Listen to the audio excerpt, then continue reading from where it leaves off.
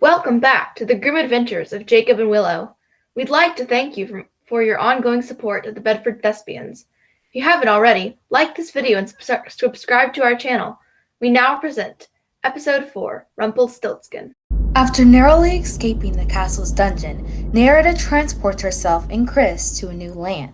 Does this story skipping ever get easier? I feel dizzy. I suppose not for weak mortals like you. Ouch. Okay. Just give me a warning at least next time. I think I can manage that. So, where are we?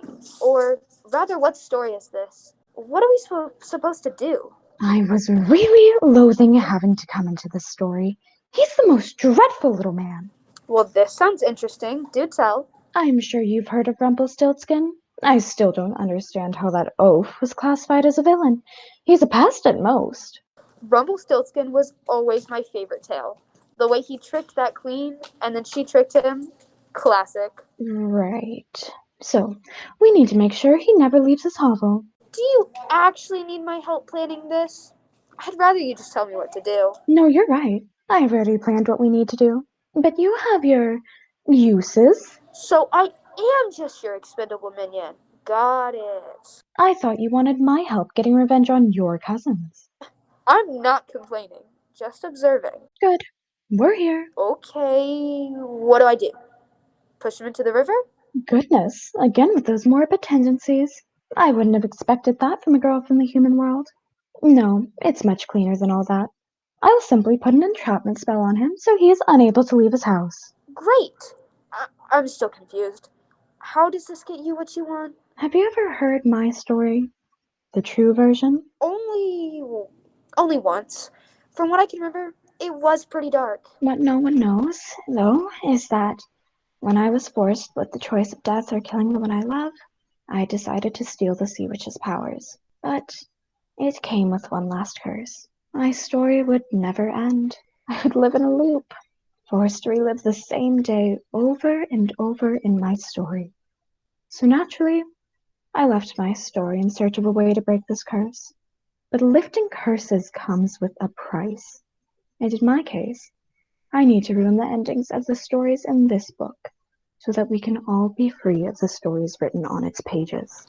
Aww, so you're not actually super evil after all. Don't get it twisted. I want my happy ending, and no one will stand in my way for it. Shh! I hear someone. Hide. Out of the trees, a pale little green man appears and is joyfully skipping and singing to himself, swinging a necklace on one finger. The elven jester strikes again. Rumpelstiltskin is the name. Fooled once and got a ring. Fooled twice and got a chain. Tomorrow I'll acquire her unborn babe. Not so fast there, Rumple. Oh no, not you. I hear you have many treasures in your hovel. Why don't you show them to me? Unless you have failed to swindle even the smallest of jewels since we last met. Oh, I wouldn't have been surprised. You were always a joke of a trickster.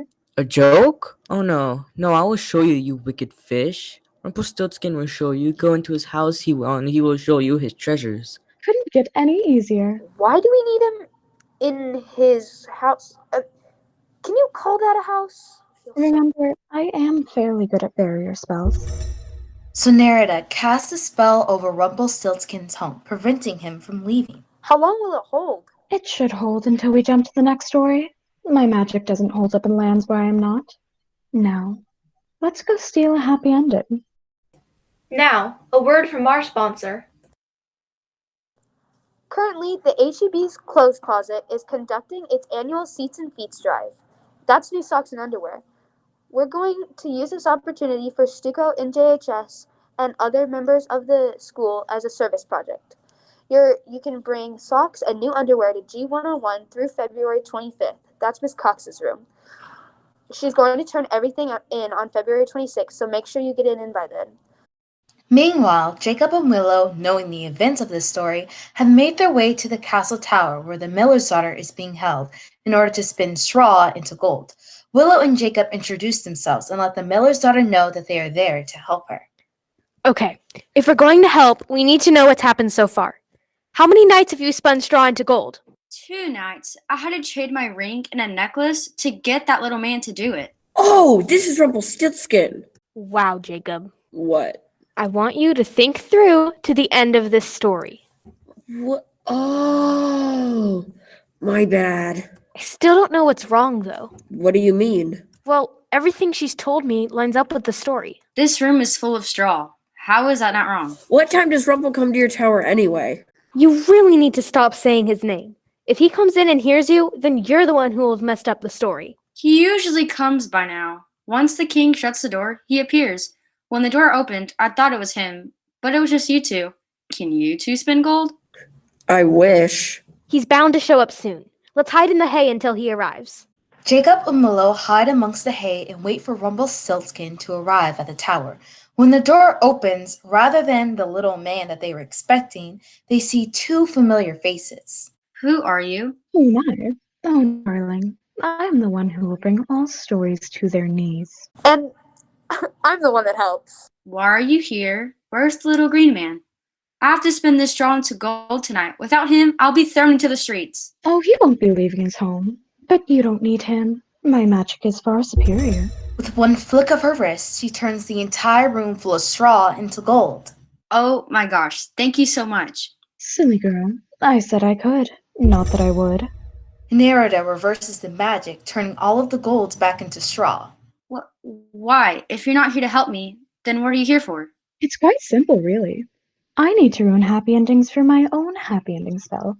And you, I'm afraid, were such an easy target. What did you do with the little green man? Don't worry. Once I leave this infernal tale, my spell will break, and he will be set free. But by the time he reaches this tower, your time to impress the king will be up. Nerida, with the snap of her fingers, summons a smoke cloud, and when it settles, Chris and Nerida are gone, leaving the miller's daughter an entire room full of straw.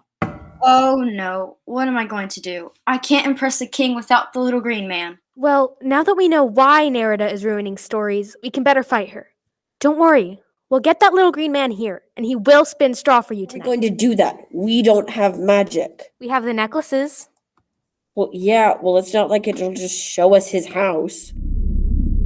As he says this, his locket starts glowing. Jacob, curious, opens the locket to see that the picture begins to morph until it depicts a small hut in the woods surrounded by a magical barrier. Touché. I don't suppose it could teleport us there too? Jacob asks hopefully. The locket seems to respond to this request, flying off Jacob's neck and onto the floor, where the picture of the hut starts to grow bigger. I think we have to jump in. Oh no. The last time I jumped into something, we got stuck. I think your locket's a magic portal that depicts where you tell it. You better be right. Jacob and Willow jump into the locket's picture and arrive at Rumpelstiltskin's hut. Once through, the locket returns to Jacob's neck. It's another barrier spell. Jacob, give me your locket. I'll give it back. Just hand it over for a second. Why don't you hand yours over? Really? Fine. Okay. I'm gonna go in there with both necklaces, and I'll bring them out with mine. Then you'll tell the locket to take us back to the tower. We'll have them spin the thread into gold, and then we can go back to the clearing. Willow takes both the locket and the necklace and crosses over the barrier and disappears into Rumpelstiltskin's hut. After a minute or so, Willow and Rumpelstiltskin emerge from the hut and cross the barrier. I'm surprised that worked. Who are you again? And how did you get that? Give it here! No! This was given to me by my grandmother. Grandmother? This belongs to Eleanor. Eleanor is our grandmother. It still doesn't explain why you two have it. Did you know Eleanor? She came here long ago. All three of them did. All three? Who else? Eleanor, Bridget, and Frank. Show him the locket. Is this the girl? Is this Bridget? How did you thieves get that? That doesn't belong to you. That's Master Frank's locket. Frank? Like Uncle Frank? Look, Rumpelstiltskin, sir, I have to tell you something, and it might not be easy to hear. Our grandma, Eleanor, passed away recently, and she left this necklace to me. It led us into this book, and now we're stuck. And we only have this locket because a firebird brought it to us. Phoenix brought that to you? Yes! You've seen him too? Her. Miss Bridget. Wait, you mean that? Yes, she was trapped in this book long ago, and a terrible curse has trapped her in her non-human form. Is there any way to free her? Yes, but we've tried and failed many times. We've never had help from the outsiders, though, and we've never had two of the magical keys at once. If we find a third, we can definitely do it. What's the third key? It belonged to Miss Bridget long ago, and I haven't seen it since that fateful day, her phoenix brooch. So, if we find this third key, we can break the curse? I'm afraid it's more complicated than that, but this isn't what you freed me for. We need to get to that tower before dawn. Jacob, do your thing. Okay, magical locket thingy. Take us to... You don't have to address her to even say it, just think of the location. Oh, yeah.